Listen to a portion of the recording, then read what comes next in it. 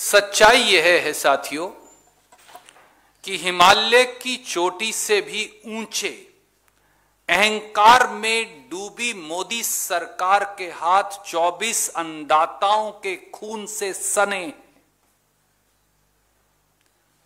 जो किसान 21 दिन से हाड़ तोड़ती सर्दी में लाखों की संख्या में राजधानी दिल्ली के चारों ओर न्याय की गुहार लगा रहे हैं। मोदी सरकार अब ईस्ट इंडिया कंपनी से भी बड़ी व्यापारी कंपनी बन गई है, जो किसान की मेहनत की गंगा को मैली कर मुट्ठी भर पूंजीपतियों को पैसा कमवाने को आमादा है। मोदी सरकार को किसान से छल, कपट, ढोंग और प्रपंच बंद करना चाहिए।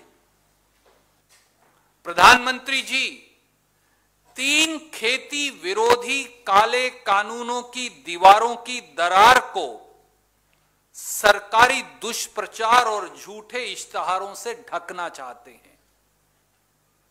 ऐसा नहीं है कि भारतीय जनता पार्टी ने इन काले कानूनों के क्रूर प्रहार से पहली बार देश के किसानों पर वार किया हो। सत्ता संभालते ही एक के बाद एक मोदी सरकार ने पूंजीपतियों पर सारे संसाधन वार कर किसानों पर प्रहार किया है और आज देश को यह जानना आवश्यक है।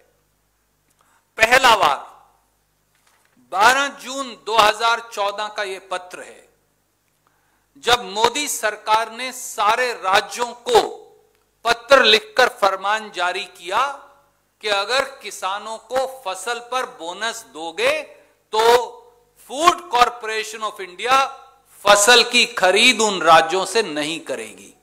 यह पहला वार था। दूसरा वार दिसंबर 2014 में मोदी सरकार ने किसानों की भूमि के उचित मुआवजा कानून को खत्म करने के लिए अध्यादेश लेकर आई और एक के बाद एक 3 अध्यादेश तब भी लाई, ताकि किसानों की जमीन आसानी से छीनकर औने पौने दामों में बेची जा सके। राहुल गांधी जी, कांग्रेस और विपक्षी दलों के संघर्ष के बाद यह बात रुक पाई। तीसरा वार, मोदी जी सत्ता में आए थे ये कहकर कि लागत पर 50% मुनाफा दूंगा किसान को फसल का, पर तीसरा वार किया फरवरी 2015 में, जब नरेंद्र मोदी सरकार ने शपथ पत्र दिया सुप्रीम कोर्ट में और यह कहा कि किसान को लागत पर 50% मुनाफा कभी नहीं दिया जा सकता, क्योंकि उससे बड़े बड़े व्यापारियों के बाजार भाव बिगड़ जाएंगे।